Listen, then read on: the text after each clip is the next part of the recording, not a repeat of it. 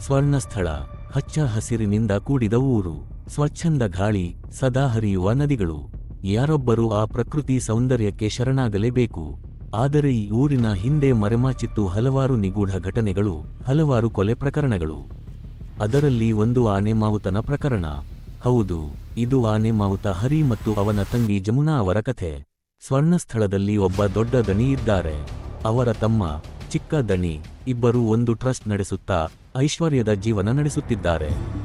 ಈ ದಣಿಗಳು ಊರಿಗೆ ದೊಡ್ಡವರು, ಪ್ರಭಾವಶಾಲಿಗಳು, ದೇಶದ ಎಲ್ಲ ಉನ್ನತ ಹುದ್ದೆಗಳಲ್ಲಿರುವವರು, ಪ್ರತಿಷ್ಠಿತ ವ್ಯಕ್ತಿಗಳು ಇವರನ್ನು ನಡೆದಾಡುವ ದೇವರೆಂದೇ ಭಾವಿಸಿದ್ದಾರೆ.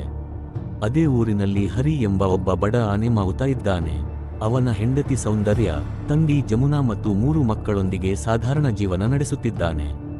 ಹರಿ ಸ್ವರ್ಣಸ್ಥಳ ಟ್ರಸ್ಟ್ನ ಆನೆಗಳನ್ನು ನೋಡಿಕೊಳ್ಳುವ ಮಾವುತ.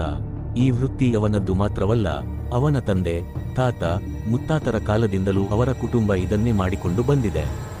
ಇದಕ್ಕೆ ಪ್ರತಿಫಲವಾಗಿ ಹರಿಯ ತಂದೆಯ ಕಾಲದಲ್ಲಿ ಅವರ ಕುಟುಂಬದ ಸೇವೆಗೆ ಮೆಚ್ಚಿ ಸ್ವರ್ಣಸ್ಥಳ ಟ್ರಸ್ಟ್ನ ಧರ್ಮಾಧಿಕಾರಿ ಒಂದು ಜಮೀನನ್ನು ಉಡುಗೊರೆಯಾಗಿ ಕೊಟ್ಟಿದ್ದರು. ಆ ಜಮೀನು ಹರಿಯ ತಂದೆ ಮರಣಿಸಿದ ನಂತರ ಹರಿಯ ಹೆಸರಿಗೆ ಬಂತು. ಆ ಜಮೀನಿನ ಬೆಲೆ ಈಗ ಹಿಂದೆಗಿಂತ 10ರಷ್ಟು ಹೆಚ್ಚಾಗಿತ್ತು. ಏಕೆಂದರೆ ಆ ಜಮೀನಿನ ಮುಂಭಾಗದಲ್ಲಿ ಹೈವೇ ನಿರ್ಮಾಣವಾಗಿತ್ತು. ಈಗ ಸ್ವರ್ಣಸ್ಥಳದ ದೊಡ್ಡ ದಣಿ ಮತ್ತು ಅವನ ತಮ್ಮ ಚಿಕ್ಕ ದಣಿಯ ಕಣ್ಣು ಆ ಜಮೀನಿನ ಮೇಲೆ ಬಿತ್ತು. ಅವರು ಹರಿಯಿಂದ ಆ ಜಮೀನನ್ನು ಹಿಂದಿರುಗಿಸುವಂತೆ ಕೇಳಿದರು. ಆದರೆ ಹರಿ ಒಪ್ಪಲಿಲ್ಲ. ಕ್ರಮೇಣ ಹರಿಯ ಮನೆಗೆ ನೀರಿನ ಸರಬರಾಜು, ವಿದ್ಯುತ್ ಸರಬರಾಜು ಎಲ್ಲವೂ ನಿಂತುಹೋಯಿತು. ಸ್ವರ್ಣಸ್ಥಳದ ಚರಂಡಿಯ ಕೊಳಕು ನೀರು, ಕಸಕಡ್ಡಿಗಳು ಹರಿಯ ಅಂಗಳಕ್ಕೆ ಹಾಕಲಾಯಿತು. ಹರಿ ಇದಕ್ಕೆಲ್ಲ ಬಗ್ಗದೆ ಇದ್ದಾಗ ಚಿಕ್ಕ ದಣಿ ಹರಿಯ ಮನೆಯವರ ಮುಂದೆ ಅವನಿಗೆ ದೈಹಿಕ ಹಲ್ಲೆ ಮಾಡಿದ. ನೊಂದ ಹರಿ ದೊಡ್ಡ ದಣಿಯ ಮುಂದೆ ಹೋಗಿ ಕೈಮುಗಿದ. ದಣಿಗಳೇ, ನನ್ನ ತಂದೆ ಗುರುತಿಗೆ ಇರೋದು ಇದೊಂದೇ ಜಾಗ. ದಯವಿಟ್ಟು ಅದನ್ನು ಕಿತ್ತುಕೊಳ್ಳಬೇಡಿ.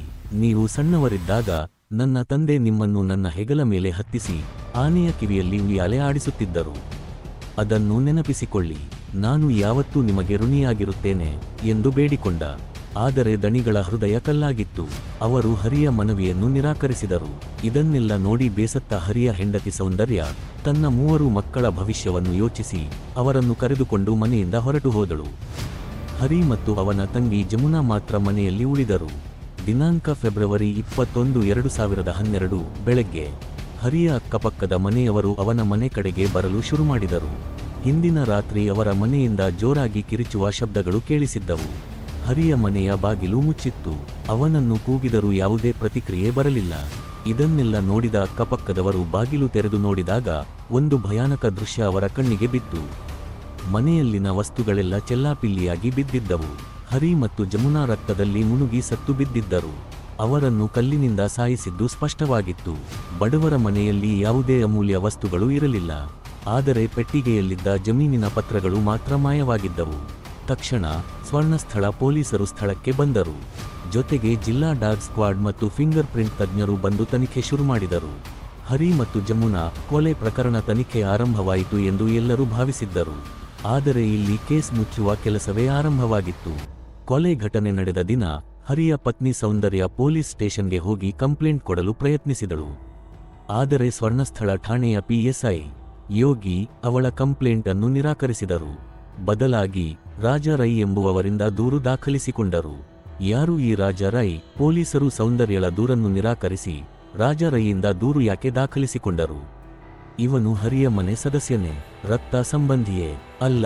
ಇವನು ಸ್ವರ್ಣಸ್ಥಳದ ದಣಿಗಳ ಕೆಳಗೆ ಕೆಲಸ ಮಾಡುವ ಸೂಪರ್ವೈಸರ್. ಕೆಲವು ದಿನಗಳ ಹಿಂದೆ ಇದೇ ರಾಜ ರೈ ನೇತೃತ್ವದ ಗೂಂಡಾಗಳ ತಂಡವೊಂದು ಹರಿಯವರ ಜಮೀನಲ್ಲಿದ್ದ ಬಾವಿಯನ್ನು ಮುಚ್ಚಿ ಹಾಕಿದ್ದರು. ಸಾಮಾನ್ಯವಾಗಿ ಅನಾಥ ಶವ ಸಿಕ್ಕ ಸಂದರ್ಭದಲ್ಲಿ 3ನೇ ವ್ಯಕ್ತಿಯ ದೂರನ್ನು ಪೊಲೀಸರು ದಾಖಲಿಸಿಕೊಳ್ಳುತ್ತಾರೆ. ಆದರೆ ಹರಿ ಯಾವಾಗ ಅನಾಥನಾದ? ರಾಜ ರೈಯ ದೂರಿನಲ್ಲಿ ಏನಿತ್ತು? ನಾನು 12 ವರ್ಷಗಳಿಂದ ಸ್ವರ್ಣಸ್ಥಳಕ್ಕೆ ಸಂಬಂಧಪಟ್ಟ ತೋಟ, ಗದ್ದೆ ಮತ್ತು ಕೆಲಸಗಾರರ ಮೇಲ್ವಿಚಾರಣೆ ಮಾಡುತ್ತಿದ್ದೇನೆ. ನಾನು ನೋಡಿಕೊಳ್ಳುತ್ತಿದ್ದ ತೋಟದ ಪಕ್ಕದಲ್ಲೇ ಆನೆ ಮಾವುತ ಹರಿ ಮತ್ತು ಜಮುನಾ ವಾಸವಾಗಿದ್ದರು. ದಿನಾಂಕ ಫೆಬ್ರವರಿ 21, 2012 ರಂದು ತೋಟದ ಕೆಲಸದ ಮೇಲ್ವಿಚಾರಣೆಗೆಂದು ಹೋಗುವಾಗ ತೋಟದ ಬದಿಯಲ್ಲಿ ಕಬ್ಬಿಣದ ಪೆಟ್ಟಿಗೆ ಬಿದ್ದಿರುವುದನ್ನು ಕಂಡು ಹರಿಯವರನ್ನು ಕರೆದೆ. ಆದರೆ ಯಾವುದೇ ಪ್ರತಿಕ್ರಿಯೆ ಬರಲಿಲ್ಲ. ಹಾಗಾಗಿ ಮನೆಯ ಬಳಿ ಹೋದಾಗ ಬಾಗಿಲು ತೆರೆದಿತ್ತು. ಒಳಗೆ ನೋಡಿದಾಗ ಹರಿ ಮತ್ತು ಜಮುನಾ ರಕ್ತದ ಮಡುವಿನಲ್ಲಿ ಸತ್ತಿರುವುದು ಕಂಡುಬಂದಿತು ಮತ್ತು ಮನೆಯಲ್ಲಿರುವ ಅಮೂಲ್ಯ ವಸ್ತುಗಳನ್ನು ದೋಚಿರುವುದು ಕಂಡುಬಂದಿತು ಎಂದು ಕಂಪ್ಲೇಂಟ್ನಲ್ಲಿ ದಾಖಲಿಸಿದ್ದಾನೆ. ಪೊಲೀಸರು ಸೌಂದರ್ಯಳ ದೂರನ್ನು ನಿರಾಕರಿಸಿ ರಾಜಾರೈಯ ದೂರನ್ನು ಯಾಕೆ ತೆಗೆದುಕೊಂಡಿದ್ದಾರೆ ಎನ್ನುವ ಸಂಶಯ ಒಂದೆಡೆಯಾದರೆ, ಇನ್ನೊಂದೆಡೆ ರಾಜಾರೈಗೆ ಹರಿಯವರ ಮನೆಯಲ್ಲಿನ ಅಮೂಲ್ಯ ವಸ್ತುಗಳು ಕಾಣೆಯಾಗಿದ್ದು ಎಲ್ಲಿ ಕಂಡುಬಂತು ಎಂಬುದು ಈ ಕೇಸನ್ನು ಇಂಟೆನ್ಷನ್ ಮರ್ಡರ್ ಬದಲಾಗಿ ರಾಬರಿ ಮರ್ಡರ್ ಎಂದು ಬಿಂಬಿಸಿ ದಿಕ್ಕು ತಪ್ಪಿಸುವ ಉದ್ದೇಶ ಸಹಜವಾಗಿ ಕಾಣಿಸುತ್ತೆ. ಈ ಪ್ರಕರಣಕ್ಕೆ ಪೊಲೀಸರು ಸೆಕ್ಷನ್ 302 ಮರ್ಡರ್ ಮತ್ತು ಸೆಕ್ಷನ್ 392 ರಾಬರಿ ಎಂಬ ಸುಳ್ಳು ಸೆಕ್ಷನ್ ಹಾಕ್ತಾರೆ. ಸುಳ್ಳು ಸೆಕ್ಷನ್ ಅಂತ ಯಾಕೆ ಹೇಳಿದೆ ಎಂದರೆ, ಹರಿಯವರೇ ಒಬ್ಬ ಬಡವ, ಆ ಬಡವನ ಮನೆಯಿಂದ ರಾಬರಿ ಮಾಡುವ ವಸ್ತುವಾದರೂ ಏನಿದ್ದಿತ್ತು? ಮನೆ ತುಂಬ ಚೆಲ್ಲಾಪಿಲ್ಲಿ ಆಗಿದೆ ಮತ್ತು ಇಬ್ಬರು ವ್ಯಕ್ತಿಗಳ ಕೊಲೆ ಆಗಿದೆ ಎಂದರೆ ಒಬ್ಬ ವ್ಯಕ್ತಿ ಮಾಡಿರಲಿಕ್ಕೆ ಸಾಧ್ಯನಾ? ಇದಕ್ಕೆ ಸಂಬಂಧಪಟ್ಟ ಸೆಕ್ಷನ್ 34 ಕಾಮನ್ ಇಂಟೆನ್ಷನ್ ಪೊಲೀಸರು ಹಾಕೋದೇ ಇಲ್ಲ. ಸೆಕ್ಷನ್ 34 ಅಂದರೆ ಯಾವುದೋ ಉದ್ದೇಶದಿಂದ ನಡೆದಂತಹ ಕೊಲೆ. ಇದ್ಯಾವುದನ್ನು ಸೀರಿಯಸ್ ಆಗಿ ತೆಗೆದುಕೊಳ್ಳದೆ ರಾಬರಿ ಕೇಸ್ ಆರೋಪಿನೇ ಇಲ್ಲ ಅಂತ ಈ ಕೇಸನ್ನೇ ಗೌಪ್ಯವಾಗಿ ಇರಿಸಿಬಿಡ್ತಾರೆ ಸ್ವರ್ಣಸ್ಥಳ ಪೊಲೀಸ್ ಡಿಪಾರ್ಟ್ಮೆಂಟ್. ಹಾಗಿದ್ದಲ್ಲಿ ಯಾವುದೇ ಕೊಲೆಯ ಬಗ್ಗೆ ಸಂಪೂರ್ಣ ಮಾಹಿತಿ ಕೊಡೋದು ಯಾವುದು ಅಂದ್ರೆ ಪೋಸ್ಟ್ಮಾರ್ಟಮ್ ರಿಪೋರ್ಟ್. ಮೃತ ದೇಹಗಳ ಪೋಸ್ಟ್ಮಾರ್ಟಮ್ ದಿನಾಂಕ ಫೆಬ್ರವರಿ 21, 2012 ಸಂಜೆ 7 ರಿಂದ 8 ಗಂಟೆವರೆಗೆ ಮಾಡ್ತಾರೆ. ಈ ರಿಪೋರ್ಟ್ ಅಲ್ಲಿ ಈ ಜೋಡಿ ಕೊಲೆಯು 20ನೇ ಸಂಜೆ 7 ಗಂಟೆಯಿಂದ 21ನೇ ತಾರೀಕು ಬೆಳಗ್ಗೆ 7 ಗಂಟೆ ಮಧ್ಯ ಆಗಿರುತ್ತೆ ಎಂದು ಹೇಳುತ್ತದೆ. ಪೋಸ್ಟ್ಮಾರ್ಟಮ್ ಮಾಡುವಾಗ ಡಾಕ್ಟರ್ ಜಮುನಾ ಮೇಲೆ ಅತ್ಯಾಚಾರ ಆಗಿರುವುದಾಗಿ ಸಂಶಯ ಪಡುತ್ತಾರೆ ಮತ್ತು ಆಕೆಯ ವೆಜಿನಲ್ ಸ್ವಾಬ್ ಮತ್ತು ಫುಬಿಕ್ ಹೇರ್ FSLಗೆ ತಲುಪಿಸುವಂತೆ ತನಿಖಾಧಿಕಾರಿಗೆ ತಿಳಿಸುತ್ತಾರೆ. ಆದರೆ ಅದು ತಲುಪಿರುವ ಯಾವುದೇ ದಾಖಲೆಗಳು ಇಲ್ಲಿಯವರೆಗೆ ರಿಪೋರ್ಟ್ನಲ್ಲಿ ಕಂಡುಬಂದಿರುವುದಿಲ್ಲ. ಜೊತೆಗೆ ಯಾವುದೇ ಫಿಂಗರ್ ಪ್ರಿಂಟ್ಸ್ಗಳು ಸಿಗೋದಿಲ್ಲ ಎಂಬುದು ಬಹಳ ಆಶ್ಚರ್ಯ. ಇಷ್ಟು ಸಾಕ್ಷ್ಯಗಳು ಕಣ್ಣೆದುರಿಗೆ ಇದ್ದರೂ ಪೊಲೀಸರು ದಣಿಗಳ ಪ್ರಭಾವದಿಂದ ಕುರುಡರಾದಂತಿತ್ತು. ರಿಸಲ್ಟ್ ಸಿ ರಿಪೋರ್ಟ್ ಆರೋಪಿ ನಾಪತ್ತೆ. ಈ ಕೊಲೆಯ ಬಳಿಕ ಚಿಕ್ಕ ದಣಿ ಅವರು ಹರಿಯವರ ಮನೆಗೆ ಬೀಗ ಹಾಕಿ ಅವರ ವಶಕ್ಕೆ ಪಡೆದುಕೊಳ್ಳುತ್ತಾರೆ ಮತ್ತು ಸೌಂದರ್ಯಳಿಗೆ ಅವರ ಮನೆಯಲ್ಲಿರುವ ಯಾವುದೇ ವಸ್ತುಗಳನ್ನು ತೆಗೆದುಕೊಳ್ಳಲು ಬಿಡೋದಿಲ್ಲ. ಸ್ವರ್ಣಸ್ಥಳ ಪೊಲೀಸರ ನಡವಳಿಕೆ ನೋಡಿ ಬೇಸತ್ತ ಹರಿಯವರ ಹೆಂಡತಿ ಸೌಂದರ್ಯ SP ಅವರಿಗೆ ಒಂದು ಮನವಿ ಪತ್ರ ಬರೆಯುತ್ತಾರೆ. ಆ ಪತ್ರದಲ್ಲಿ ಅವರು ಹೀಗೆ ಹೇಳಿರುತ್ತಾರೆ. ನನ್ನ ಗಂಡ ಅವರ ಹಿರಿಯರ ಕಾಲದಿಂದಲೂ ಸ್ವರ್ಣಸ್ಥಳ ಎಂಬಲ್ಲಿರುವ ತನ್ನ ಮನೆಯಲ್ಲಿ ತನ್ನ ಸಹೋದರಿ ಜಮುನಾ ಎಂಬವರೊಂದಿಗೆ ವಾಸ ಮಾಡಿಕೊಂಡಿದ್ದರು. ನಾನು ಮತ್ತು ಮಕ್ಕಳು ನನ್ನ ಗಂಡನ ಮನೆಗೆ ಆಗಾಗ ಹೋಗಿ ಬರುತ್ತಿದ್ದೆವು. ನನ್ನ ಗಂಡ ಮೇಲ್ಗಾಣಿಸಿದ ನನ್ನ ಮನೆಗೆ ಆಗಾಗ ಬರುತ್ತಿದ್ದರು. ನನ್ನ ಗಂಡ ವಾಸ ಮಾಡಿಕೊಂಡಿದ್ದ ಮನೆಯನ್ನು ತೆರವುಗೊಳಿಸುವಂತೆ ಸ್ವರ್ಣಸ್ಥಳದ ಚಿಕ್ಕ ದಣಿಯವರು ಕಳೆದ ಸುಮಾರು 5 ವರ್ಷಗಳಿಂದ ಬೆದರಿಸುತ್ತಿದ್ದರು ಮತ್ತು ನನ್ನ ಗಂಡನನ್ನು ಅವರ ಮನೆಯ ಅಂಗಳದಲ್ಲೇ 2 ಸಲ ಥಳಿಸಿರುತ್ತಾರೆ. ದಿನಾಂಕ ಸೆಪ್ಟೆಂಬರ್ 20, 2012 ರಂದು ಸಂಜೆ ಚಿಕ್ಕ ದಣಿಯವರು ನನ್ನ ಗಂಡ ವಾಸವಾಗಿದ್ದ ಮನೆಗೆ ಭೇಟಿ ನೀಡಿ ಮನೆಯನ್ನು ಕೂಡಲೇ ತೆರವುಗೊಳಿಸುವಂತೆಯೂ ತಪ್ಪಿದಲ್ಲಿ ಸ್ಥಿತಿ ನೆಟ್ಟಗಿರುವುದಿಲ್ಲ ಎಂದು ನನ್ನ ಗಂಡನಿಗೆ ಜೀವ ಬೆದರಿಕೆ ಹಾಕಿರುತ್ತಾರೆ. ಸದ್ರಿ ಪ್ರಕರಣವನ್ನು ಈವರೆಗೂ ಸರಿಯಾಗಿ ತನಿಖೆ ನಡೆಸಿರುವುದಿಲ್ಲ. ಜೋಡಿ ಕೊಲೆಯ ಆರೋಪಿಗಳು ಯಾರೆಂಬುದು ಈವರೆಗೂ ಪತ್ತೆಯಾಗಿರುವುದಿಲ್ಲ. ನನ್ನ ಗಂಡನ ಬಳಿ ಯಾವುದೇ ಸಂಪತ್ತು, ಹಣ ಆಭರಣಗಳು ಇದ್ದಿರಲಿಲ್ಲ ಮತ್ತು ಇದ್ದಂತಹ ಅಲ್ಪ ಸ್ವಲ್ಪ ಹಣ ಮತ್ತು ಆಭರಣಗಳನ್ನು ಸಹ ದೋಚಿರುವುದಿಲ್ಲ. ನನ್ನ ಗಂಡನಿಗೆ ಯಾರೂ ವಿರೋಧಿಗಳಿದ್ದಿರಲಿಲ್ಲ. ಕೇವಲ ನನ್ನ ಗಂಡ ವಾಸವಾಗಿದ್ದ ಮನೆ ಮತ್ತು ಅಡಿ ಸ್ಥಳವನ್ನು ಸ್ವಾಧೀನಪಡಿಸುವ ಉದ್ದೇಶಕ್ಕಾಗಿ ಅವರನ್ನು ಕೊಲೆ ಮಾಡಲಾಗಿದೆ. ಆದರೆ ಆ ಕೊಲೆ ಪ್ರಕರಣದ ತನಿಖೆಯನ್ನು ಮಾಡಿರುವುದಿಲ್ಲ. ಈ ವಿಷಯವನ್ನು 3 ದಿನಗಳ ನಂತರ ದೊಡ್ಡ ದಣಿಗಳನ್ನು ಖುದ್ದು ಭೇಟಿಯಾಗಿ ತಿಳಿಸಿದಾಗ, ಆಗುವುದು ಆಗಿ ಹೋಯ್ತು, ಆ ವಿಷಯವನ್ನು ಬಿಟ್ಟು ಬಿಡಿ ಎಂದು ತಿಳಿಸಿರುತ್ತಾರೆ. ನನ್ನ ಗಂಡನ ಮನೆಗೆ ಚಿಕ್ಕ ದಣಿಯವರು ಬೀಗ ಜಡಿದು ಮನೆಯಲ್ಲಿದ್ದ ಯಾವುದೇ ವಸ್ತುಗಳನ್ನು ನನಗೆ ತರಲು ಬಿಟ್ಟಿರುವುದಿಲ್ಲ ಮತ್ತು ಮನೆಗೆ ಪ್ರವೇಶಿಸದಂತೆ ಬೆದರಿಸಿರುತ್ತಾರೆ. ನನ್ನ ಗಂಡ ವಾಸ ಮಾಡಿಕೊಂಡಿದ್ದ ಮನೆಯ ನನಗೆ ತೆಗೆಸಿಕೊಟ್ಟು ನನಗೆ ಸದ್ರಿ ಮನೆಯಲ್ಲಿ ವಾಸ ಮಾಡಲು ಅನುವು ಮಾಡಿಕೊಟ್ಟು ನನ್ನ ಗಂಡ ಮತ್ತು ಅವರ ಸಹೋದರಿಯ ಜೋಡಿ ಕೊಲೆಯ ಪ್ರಕರಣವನ್ನು ಕೂಡಲೇ ತನಿಖೆ ಮಾಡಿ ನ್ಯಾಯ ಕೊಡಿಸಿ ಎಂದು ವಿನಂತಿಸಿಕೊಳ್ಳುತ್ತೇನೆ ಎಂದು ತನ್ನ ಮನವಿಯನ್ನ ತಿಳಿಸಿದರು. ಆದರೆ ಆ ಮನವಿಗೆ ಯಾವುದೇ ಪ್ರತಿಕ್ರಿಯೆಗಳು ಬರೋದೇ ಇಲ್ಲ. ಪ್ರಭಾವಿಗಳ ಪ್ರಭಾವವು ಪೊಲೀಸರ ಮೇಲೂ ಬಿದ್ದಿತ್ತು. ಈ ಅನ್ಯಾಯಕ್ಕೆ ನ್ಯಾಯ ಸಿಗೋಕೆ ಸಾಧ್ಯವಿಲ್ಲ ಎನ್ನುವುದನ್ನು ಅರಿತ ಸೌಂದರ್ಯ ಮತ್ತು ಮಕ್ಕಳು ಆ ಸ್ವರ್ಣಸ್ಥಳದ ಜಾಗವನ್ನು ಬಿಟ್ಟು ನಡೆಯೋಕೆ ತೀರ್ಮಾನಿಸಿದರು.